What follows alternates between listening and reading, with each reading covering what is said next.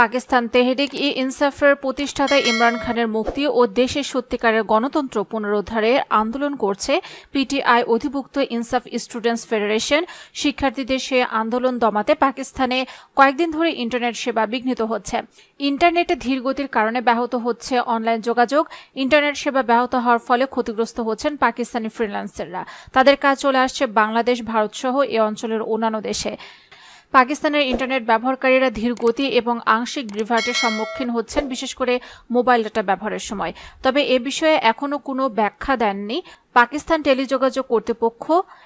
এক ফ্রিল্যান্সার জানান, আমরা সবাই বিভিন্ন সমস্যার সম্মুখীন হচ্ছি। অনেক ফ্রিল্যান্সার সম্ভাব্য দীর্ঘমেয়াদী গ্রাহক হারিয়েছেন। আমরা হোয়াটসঅ্যাপের মাধ্যমে আমাদের কাছে পাঠানো ফাইল পাঠাতে বা ডাউনলোড করতে পারছি না। অবশ্য ইন্টারনেটে ধীরগতির জন্য ভার্চুয়াল প্রাইভেট নেটওয়ার্ক বা ভিপিএন এর ব্যবহার বেড়ে যাওয়াকে দায়ী করছেন পাকিস্তানের তথ্য প্রযুক্তি প্রতিমন্ত্রী শাহজা ফাতিমা খাজা। অন্যদিকে বিশেষজ্ঞরা বলছেন, ভিপিএন ব্যবহারের জন্য সারা দেশে ইন্টারনেটের গতি কমে যাওয়া সম্ভব নয়। বড়জোর যে ডিভাইস দিয়ে ভিপিএন ব্যবহৃত হচ্ছে কেবল সেটিরই গতি কমতে পারে। একজন ফ্রিল্যান্সার কম্পিউটার বিজ্ঞানী দুঃখ প্রকাশ করে বলেন, ফ্রিল্যান্সিং সম্প্রদায়ের অনেক লোক গ্রাহক হারিয়েছেন যারা প্রতি মাসে তাদের মোট অর্থ আদান প্রদান করতেন। এদের মধ্যে অনেকে এটির উপর নির্ভরশীল ছিলেন।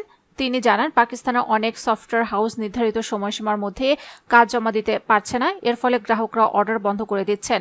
এদিকে পাকিস্তানের ইন্টারনেট সেবা বিঘ্নিত হওয়ার অর্ডারের কাজ ঠিকমতো দিতে পারছে না ফ্রিল্যান্সাররা।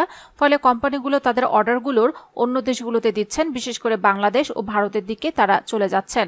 করাচি ভিত্তিক এ ফ্রিল্যান্সার বলেন, গ্রাহকরা আমাদের বলছে তারা আরও ভালো বিকল্পের সন্ধান করবে।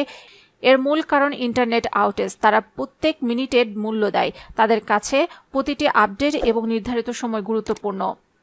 অ্যামাজনের জন্য গত এক দশক ধরে ফ্রিল্যান্সিং করছে ফারাজ আহমেদ। তিনি জানান, সাম্প্রতিক দিনগুলোতে অনেক সমস্যার সম্মুখীন হয়েছেন। ইন্টারনেট সেবা বিঘ্নিত হওয়ায় ডেস্কটপ কম্পিউটারের সংযোগ পেতে সমস্যা পড়েছেন পাকিস্তানের হাজার হাজার ফ্রিল্যান্সার। তারা বিদেশি গ্রাহকদের জন্য কাজ করছিলেন।